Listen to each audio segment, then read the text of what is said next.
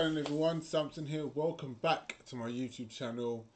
I know it's been a while, but so much has happened obviously in life. But season has ended, the new season has started, transfer window is open, officially. Liverpool are back in business. Let's get into it. Before I get into it, guys, don't forget to hit the subscribe button, notification bell, like, share, comment, all that good stuff. Help this channel to grow and we can grow together. Let's build a community, guys. Let's build a community. Not only for Liverpool fans, but for football lovers alike, worldwide. Now let's go. It's the end of an era, guys. End of an era. Sadio Mane is joining Bayern Munich, which means the first signing under the Klopp regime, the first official signing, I think, if I'm not mistaken, the first official signing under the Klopp regime is leaving. The famous front three of Firmino, Salah, Mane is being broken up. Salah's on his way to Bayern Munich. I don't know how I feel about that. I mean, if you had said this if you said this last season or season before, most, if not all, Liverpool fans would have been like, yeah, cool, we understand it. He's not. It's not the Salah. He's not the Mane of old. We get it. Let's move him on. Let's bring someone else in, fresh face, all of that. But Mane is literally rejuvenated his career. Excuse me, from going through such a bad patch in 2020-21 season. Horrible form. His form was shocking. I don't even know. He couldn't even figure out what was wrong with him. But to come back from that, to then be like the main vocal point. Yes, Salah got the golden boot and Salah was the main threat, but Mane literally rose like it was like a phoenix from the ashes. He rose from the flames and took and carried Liverpool over the line when Salah's form had dipped and was like shot kaput. Mane done what he does best, and that is carry Liverpool Football Club. He's exactly what he done in his first season at Liverpool. When we first signed him, he was the main threat. We had Sturridge, we had Origi, we had Benteke, cool, all of that was great, but Mane was the main threat. Mane was the main threat. He carried the team. When he went away to the African Cup of Nations, we struggled. I don't think we won a game during that period, but he persevered and he helped fire us into the Champions League, which then propelled us into where we are now. Oh, mate, I don't know how I feel about this. The front three, the famous front three is broken up and it's the end of an era. Yes, we're going to bring in new signings. Darwin Núñez is already signed for Liverpool. Again, I don't know much about Darwin Núñez. I saw him play when we played Benfica in the Champions League. Saw him play twice. He's a good goal scorer. Don't know if I can't see him offering much more than goals, but if we can feed him the right balls, hopefully he can do a job. I don't think he's as good as Haaland. I don't think he will be as good as Haaland, but he's a number nine. I say number nine. He's a striker. He's the vocal point that we need. We haven't got a striker. We play with wingers and we play with a false nine and wingers playing the centre forwards. We haven't got an out and out striker.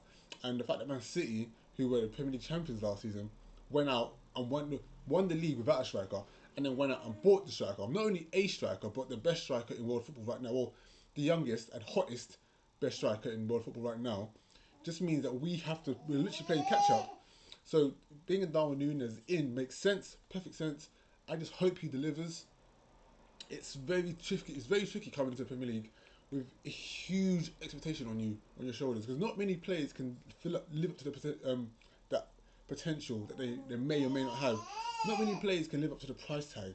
We've seen so many players better than Darwin Núñez come with such big, huge inflation price tags and flop. So let's just hope that Darwin Núñez can do a job for Liverpool Football Club. But this is not about him. This is about the end of an era. Yes, so Mane's out the door, going to Bayern Munich. We wish him all the best. Sadio, thank you for your time at the club. Literally, it's been a pleasure. With Salah and Firmino both having their contracts expire at the end of next summer, what does this mean for those two? Well, personally, I think Firmino will be allowed to leave the club for free at the end of the season. Simply because Firmino, I feel like his job now is going to change, especially now with Darwin Núñez coming in. His role at the club is going to change from being the main vocal false number 9 to being an impact player. And I think the same way we had Origi had a good send off, Gini had a good send off.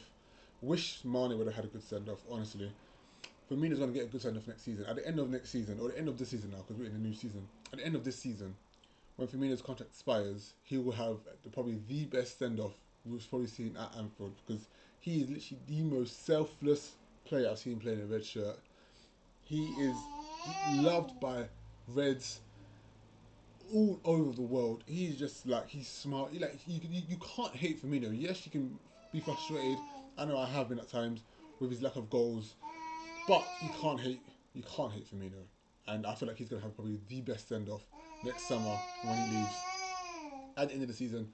Salah, on the other hand, with all this talk, I feel like if Salah was to leave at the end of the season, he will get a send off, but he won't get the same sort of send off as a Firmino would, simply because of the antics off the pitch and all this talk about not being paid enough, not being forced in the club's hand to then try and join our Premier League rivals because you want to get the money that you deserve. All of that's it's unnecessary. All of that's unnecessary. But Salah will get a send off. Just don't know what type of send off he will get. But going into the new season now, we have a new. So instead of the main front three, we have a now front five: Firmino, Salah, Jota, Diaz, and now Nunes. We're not going to get a midfielder in, guys, simply because we went all out on Darwin Nunes, literally all out. We've blown our transfer kitty. We've literally blown our transfer kitty. We've got no money left. We're probably going to end up selling a few players, i.e. Ox, Minamino, Nico Williams. And yes, and hopefully next summer we're going to end up buying a midfielder. Hopefully a midfielder that can score goals and create, because we have no goal scoring or creativity in midfield. Naby Keita was supposed to be that sort of player, but he hasn't lived up to potential. Yes, he's going to be given a contract extension, which is good for him. I don't think it's good for the Liverpool Football Club, but I think it's good for him. Maybe because the club are looking to maybe try and recoup some of the money that they wasted on him. Sorry if you can't hear me because our baby is literally screwing the background.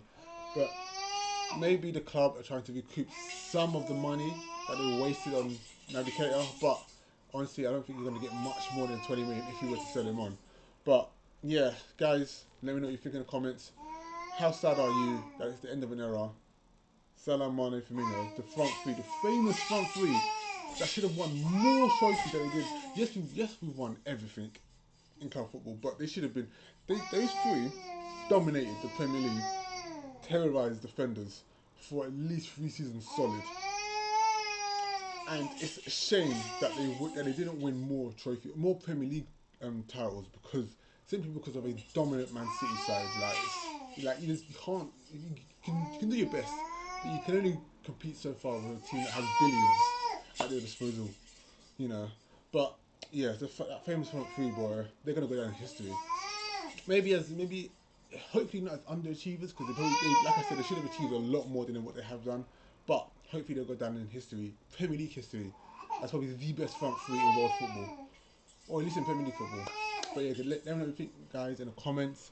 Don't forget, if you're new to the channel, hit the subscribe button. And if you like my video, give it a like, give it a comment, and let me know what you think. And I'll see you again soon, minus the baby.